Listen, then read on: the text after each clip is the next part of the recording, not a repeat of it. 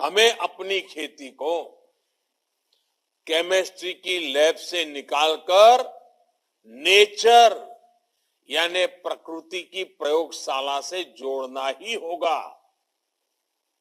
जब मैं प्रकृति की प्रयोगशाला की बात करता हूं तो ये पूरी तरह से विज्ञान आधारित ही है।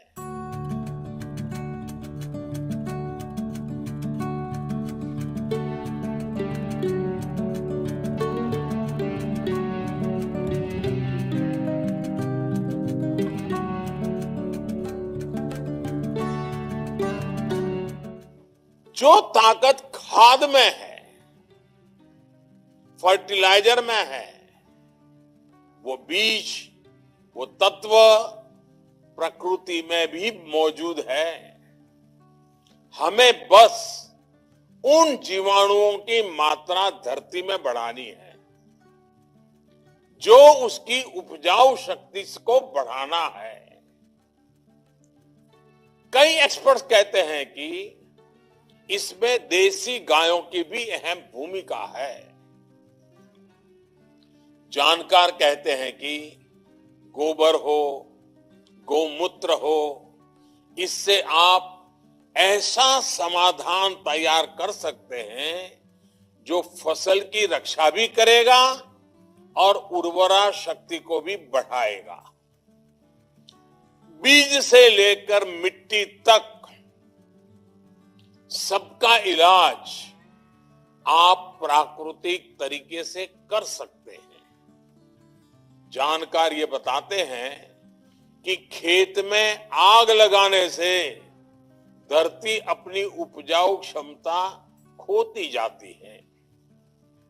हम देखते हैं कि जिस प्रकार मिट्टी को, और ये बात समझने जैसी है, जिस प्रकार मिट्टी को जब तपाया जाता है तो वो ईंट का रूप ले लेती है और वो ईंट इतनी मजबूत बन जाती है कि इमारत बन जाती है।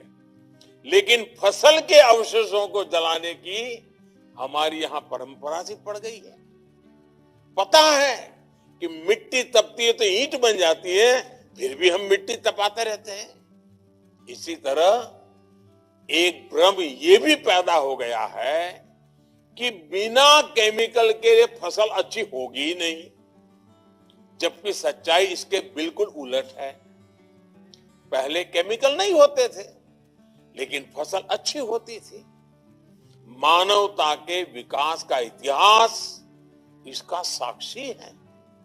तमाम चुनौतियों के बावजूद कृषि युग में मानवता सबसे तेजी से फली फूली आगे बढ़ी, क्योंकि तब सही तरीके से प्राकृतिक खेती की जाती थी, लगातार लोग सीखते थे।